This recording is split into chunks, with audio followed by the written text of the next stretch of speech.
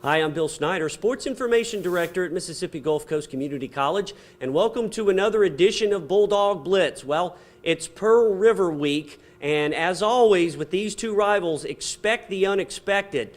Now, if you remember last week, our head coach, Gulf Coast head coach Steve Campbell, was comparing this rivalry to the Egg Bowl, the Iron Bowl, and here's the quote. Well, I tell you what, let's just do this. Let's go back and hear what he said before we look forward.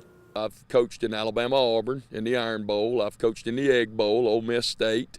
I've been Delta State MC. There is not a bigger game in the country than Gulf Coast Pearl River. Well, there you go, Coach. You talk about foreshadowing. You were right on the money about that as we win it on the last play of the game. That's happened several times in the past, and we'll talk about that later. Gulf Coast 17, Pearl River 10. We've won 5 out of the last 6 against those guys, and that's one of those crazy, insane, intense, two teams going at it. It doesn't get any better than that as far as rivalry games go, and this was another one in the Gulf Coast Pearl River series. It was. Every time we play those guys, it's that kind of football game. We've been fortunate to come out on top. Our guys have made the plays when they had to. Our defense played, tremendously well against the #1 offense in the MACJC and probably the nation, and really shut them down and played great. And offensively, we made the plays when we had to. Special teams played a big part in it. So it was a great team win in a big rivalry game. You hear those things. You can throw the records out, you can throw this, and then the other guys go, no, not really. It gets down to turnovers, blah blah. But really, throw all that other stuff out, and who makes the play? Who makes the most plays? Because Pearl River Gulf Coast, it does get down to throw all that other stuff out, play ball, and you're going to have an intense, exciting football game. Yeah. It helps to have antacid, a lot of prayers, and a whole bunch of other stuff to get through it. But we did last night, and we're going to take a look at all the action from just another day on Highway 26 between Gulf Coast and Pearl River. The action from last night's game is coming up right after this.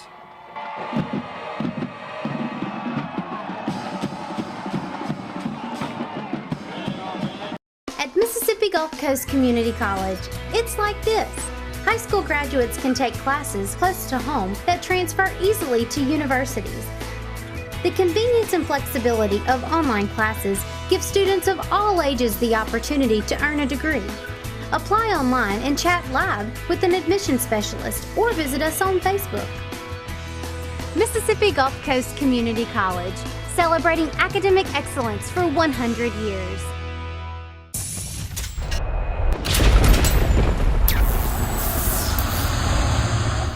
Well, we kicked to Pearl River to start off the game, Coach, and they started, I think, on their own 18.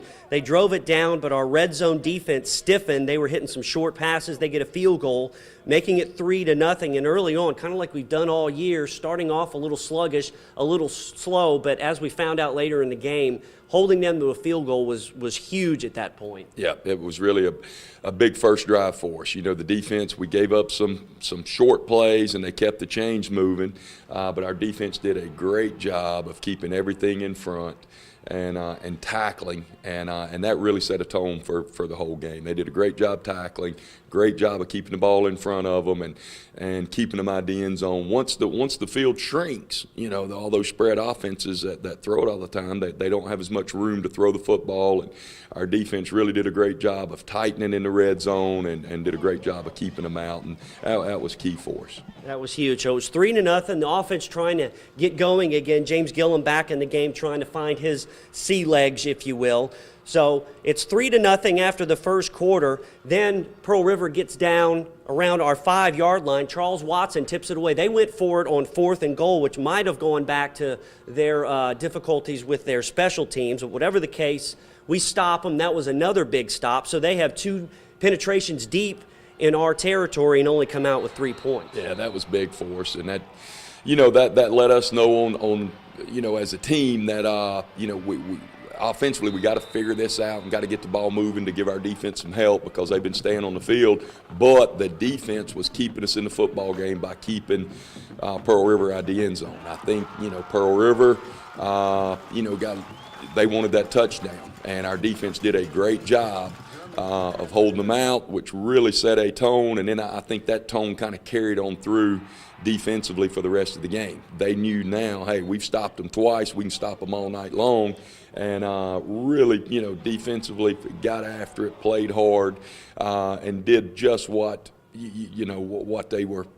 what the assignment was, which is not give up the big play, make them line up and play again, and then sooner or later they're going to make a mistake, we're going to make a play, and that's what happened. We'd either get to the quarterback and get a sack, got a pick, did some things to get them off schedule, and again, I can't say enough about, these guys were averaging, they were throwing the football for 388 a game, we're averaging over 500-something yards a game, and we pretty much shut them down. Great job.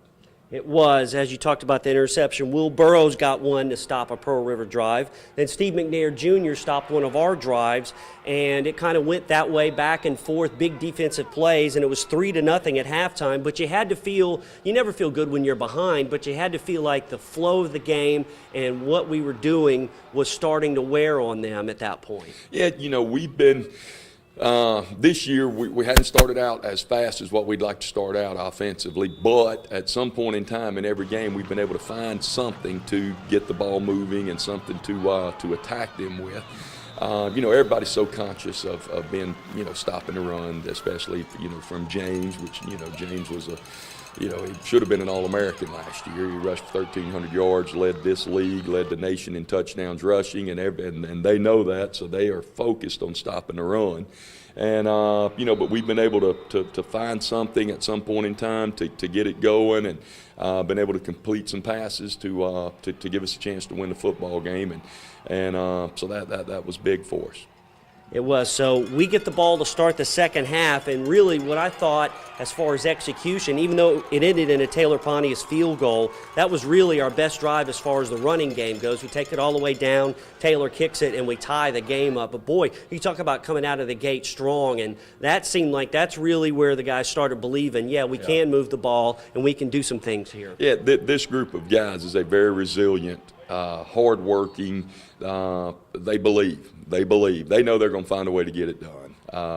We came out at the end of to start the second half, took the first drive, made a lot of plays, got down there, wasn't able to punch it in, but got the field goal, which tied it up.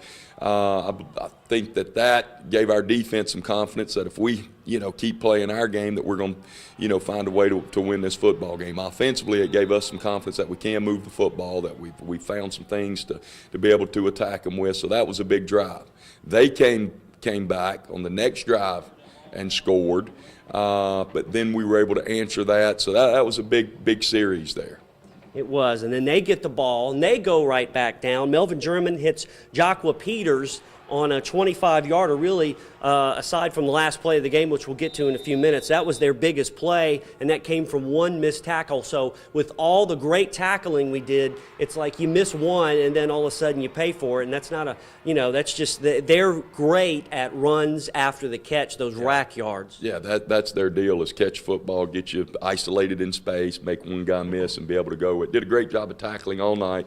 Had a missed tackle there, which if you miss tackles against a team that goes 5 wide, they're going to have a chance to do some things with it. And their guy broke a tackle. We had a guy there, and they were able to score and go up 10-3. But, as we have done all year, the guys kept battling, kept fighting. Nobody got their heads down. They kept believing and found a way to come back. We come back on 4th and goal. Raymond Cotton punches it in with the jumbo package, and we're tied at 10, and it's game on at that point. I mean, that's where you start thinking you throw everything out the window and just, fasten your seatbelt at that point. I think at that time, really in the second half, momentum really shifted our way.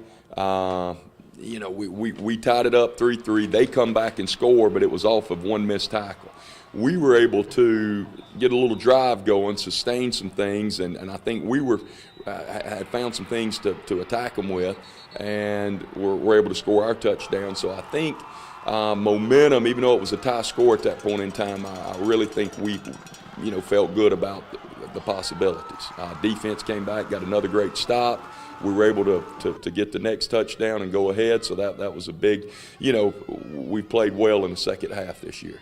Oh, definitely, and that's what happened. Another strong drive, some nice passes to Javonte Thomas, a couple of slants and some nice runs. Reggie Matthews bowls his way in from a yard out. He's becoming a weapon down there on the goal line. When you got a guy that big who, and it seems like it's always either off left tackle or right tackle, there's always a huge hole, and if there's not a hole, he'll make one. Whatever the case, we were up by a touchdown. Yeah, Reggie's done a great job. He's a tremendously hard worker, and he is a fun kid to coach. I'm glad Reggie's a freshman. He's got a great future. He does a great job in that jumbo set. Byron Nettles, another freshman from Moss Point, played huge last night. Some of the things, they got everybody stacked in here to stop Gillum. And Reggie and Javonte were able to get going on some little speed sweeps. That kind of spread them out a little bit, and then we were able to complete some passes, out of that. So that was big for us. So Reggie stepped up big. Byron Nettles has stepped up big a couple of weeks in a row now. He's a good football player. Trevante, played well. So there were a lot of guys. We're seeing more and more guys step up each week, and that's big. I love that word resilience because that's what they showed. Then defense gets a big play. Warren Conway recovers that bad snap, and this was one of those, there weren't many mistakes, but when there were mistakes on both sides, they were huge. So we get the ball, try to seal it on that 4th and 1 and miss it, but then we have another big defensive play. German gets in trouble back in the backfield. Wade Wells corrals him. Brandon Keel, they were in there on the pressure. And when we had to get pressure on him, it seems like they came through, the defensive line. I tell you what, the defensive line I thought played outstanding. Wade got pressure. Dinkins fought his butt off all night. Centimore played great, got him 1 sack with his helmet ripped off. He's a warrior. Your nose guards played well. Cortez Hartzog from Gulfport played well. Big Chris Mays, I saw he got great push up the middle. All those guys played extremely well. And then Brandon Keel coming off the edge. Mario, they got to where they kind of quit running the football. And that would be my suggestion for a lot of folks if you got Mario Gaynor in the middle. I mean, we run the football. Yeah. We're a run the football team. During the spring, Mario's sitting in the middle. We don't, you can go ahead and run it, but you're wasting time. Mario's a heck of a football player and does a great job of holding up that inside. Whole D-line played great. Coach Davis, Steve Davis on defense, great job. Dorsett Davis, great job on the D-line. And then, Stevan Moore in secondary did really had his guys ready to play. And, I take my hat off to the defensive staff and the defensive players for executing that plan to perfection. Great job. Yeah, they had nice coverage. They always preach about keeping the guys in front of them, and for the most part, they did that last night. Now, we're trying to ice the game late, and we didn't have a lot of big pass plays, but there was one, Raymond Cotton to Javon Bell on the sidelines, which moved the chains, and it was a beautiful pass and catch when we really needed a big play. It wasn't even, maybe it wasn't, quote, an explosive play, but it moved the chains and really got us out of a hole and ate away some more time. It was. I think it was a 3rd and 12, 3rd and 13, somewhere along those lines, and there wasn't a whole lot of time left. And the decision was, do you run it and keep the clock going? Do you take a chance and throw it? They get to save a timeout. And the clock stops on an incomplete pass. But, our guys' protection was great. I take my hat off. Offensive line did a great job protecting. Pat Wilson protecting off the edge. Gillum Cadero off the edge. Javon ran a great corner route. And then it was a great throw by Raymond. A lot of confidence. He sat back there, put it on him. And then we were able to run 3 more plays after that, which ran the clock. We weren't able to run the clock out, But a lot of times, if you can keep the clock moving, that's less time for them. And we know every second mattered in this game, so we were able to get 3 more plays of running the clock out, made them use some timeouts. So that was big. Huge play. It was big because they had a chance to win it there at the end. They started, I believe, on their own 18, which was where their first drive was at the beginning of the game. They hit some plays in the middle, but that was running the clock. And then that last play, they needed 39 yards to tie the game. They got 38 as their receiver, Jonathan Duncan. His knees go down right there at the 2. And at first glance, you're thinking, oh, my gosh, they just scored on the last play. But as we have irrefutable visual evidence, his knees were down, and that's where you're just like, okay, we won it. Let's just get out of here. We win it 17-10. Like we said, typical Gulf Coast Pearl River. It is. We have played these guys a lot of times over the years now. And, I go back to remember that 55-47 game out here. And I guess that was 04. They were on that 28-game winning streak, number 1 in the nation. And, that game came down to the wire. You go back, all over the years. Every game has been, most of them have been close. The state championship game a couple years ago wasn't, but most of the rest of them have been close football games. And, last year was same way. This year, the shoe was on the other foot. Our guys made the plays, at the end of the game and gave ourselves a chance to win it. Could not be more proud of a group of young men for the thing that I like about this group is things haven't been easy for them. But, that's life. Things aren't easy. Things aren't easy, and they're finding a way to get it done. They don't care. They just know we got to get it done. They're finding a way to get it done. And, that to me is, shows the character of the football team. The guys believe in one another, play the next play, and find a way to get it done. And that's what you're doing, because sooner or later, I don't care if you're Oregon, if you're Michigan, Notre Dame, whomever, you're going to find somebody that's good that you're playing, and you got to find a way to get it done, and you ain't going to beat them 60-0. There you go, 17-10, the final. The Bulldogs improved to 4-1 on the year, 3-0 in the conference. We've won 5 out of the last 6 against Pearl River, and we've won 4 in a row here after the loss to East Mississippi to begin the season. Now we'll check in with our sponsors and take a look at some of the big plays of the game, the Raising Cane's offensive play. I got to go with that Cotton to Bell throw late in the game because, as you said, every second counted. And let's say we don't hit that, that gives them at least 8 or 9 seconds, which has turned out what we needed. Right. Big. Yeah. If we don't hit that play and move the chains, that's that's that time they get. Plus, it gave us first down. That's those next 3 plays that they get. So that gives them more time to be able to, as it wound up, to be able to score at the end. So that was a huge play. That was a big offensive play, and it involved everybody. Great protection, great route, great throw, catch. So that was a team deal. Big play. It was our Jack's home improvement defensive play. I pretty much gave it to the defense for the whole game, and you hold them to 10 points. I mean, that's just one of those start to finish, a terrific effort. It really was. Our defense, again, can't say enough about their effort last night. And that's what it was effort. Those guys played with tremendous effort, played smart. To my knowledge, I've got to go back and review the film. We did not have any silly penalties. No silly penalties whatsoever. The guys not only played with a lot of effort, they played with a lot of brains. Played tremendously smart. Did a great job over there. Played hard. Kept everything in front. There was a play or two where they got behind us, but that's a great offense over there. Those guys had really been putting up numbers and scoring points, and we held them to 10 points. Say what you want, we held them to 10 points. Defense did a great job. Again, Coach Davis, tremendous playing. Stevon, great job in secondary. Dorsett, really had his guys crunk up front, getting after the court. We got a lot of pressure with 3-man rush. And that's a great job on the D-line. And then, those players, can't say enough about their efforts. It's all about standing up and getting crunk at that point. Now our special teams play, the over-the-top special teams play.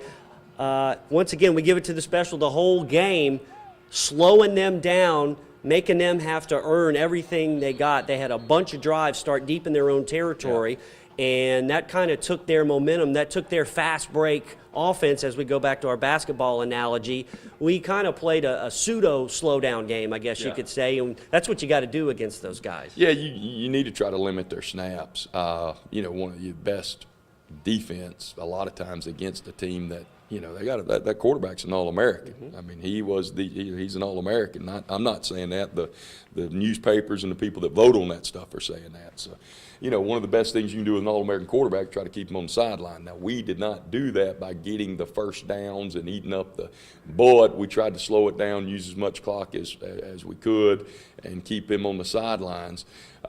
Special teams was big, starting with the first play of the game. We kicked it deep, great kick by Taylor Pontius, great coverage. We pinned them at the 18-yard line. They went on a long drive all the way down to, I think it was a 21-yard field goal, 10 for the end zone, 7 for the snap. So about the 4-yard line is where they wound up. Now, think of this. You sky kick it and they get it at the 35 or 40 as opposed to the 18. That's 22 yards. I mean, they've scored. You kick it and the guy returns it to the 30 or 35. That's 18 to 20. They don't have to gain. So the opening kickoff was huge by pinning them deep, making them take the long haul. Defense stiffened, made them kick a field goal, which held them to 3 instead of 7. You know, big difference in the ball game. It was. So a total team effort in the victory over Pearl River. We win at 17-10. Now coming up, we'll take a look at one of our sophomore Bulldogs and a player profile. But heading into this break, we'll take a look at the scores from last night's games and your updated standings, courtesy of Western Sizzlin'. You're watching Bulldog Blitz here on WLOX.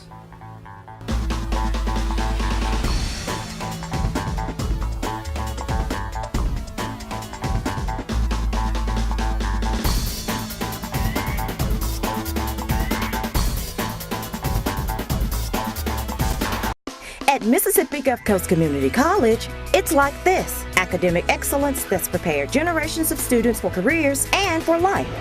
Non-traditional students enjoy the convenience and flexibility of online classes. You can earn a degree, work, and still enjoy time with family. Visit mgccc.edu to apply online and learn more about financial aid and scholarships. Mississippi Gulf Coast Community College, celebrating academic excellence for 100 years. Welcome back to Bulldog Blitz. Well, as you know, each week we take a look at some of our sophomores on our Gulf Coast Bulldogs team. And this week we'll go back to the offense and profile All-American wide receiver Javon Bell.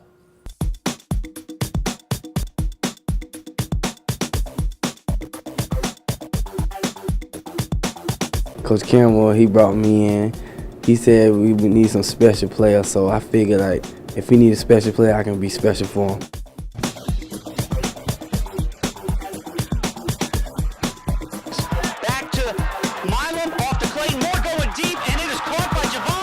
My favorite route had to be like a post across the middle, because my speed and ability, I can separate from the defender a lot.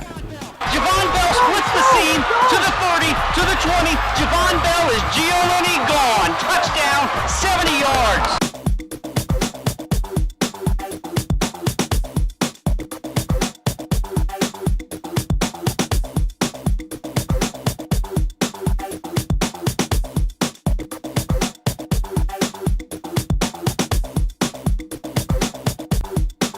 This year, basically, it's finished, and last year, that's what we didn't do. So this year, we were working on winning the national championship. We need to finish out. This year, we can expect most of us, we working on to get each other better, and that's what we do. It's something, even though I'm All-American stuff, it's still, they can still teach me something I don't know. We all pick up from each other. Nobody's going to catch him. 4th touchdown of the day for Javon Bell, and that one is an 80-yarder.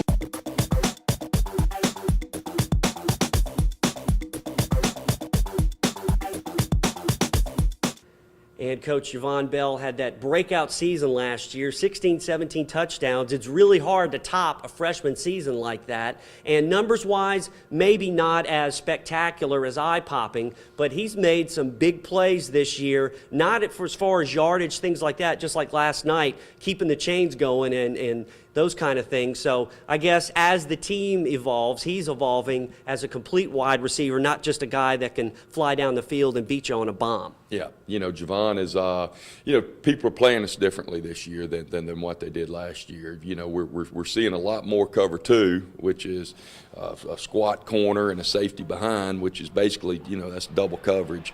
So, last year he saw a lot of one high safety and man-to-man on the outside. We're not seeing not a whole lot of man-to-man this year. It's a lot of cover two on normal down and distances, and that's a tribute to Javon. I mean, they watch the film, they've read the newspaper. The guy can get behind you on a post. So Javon has done a great job of, he's having to do some other things this year. His blocking has been great. Congrats to him on helping us get 4 wins in a row. Now, coming up after this next Centennial moment, we will head to the pitch, as they say, and take a look at our Gulf Coast soccer teams. You're watching Bulldog Blitz here on WLOX.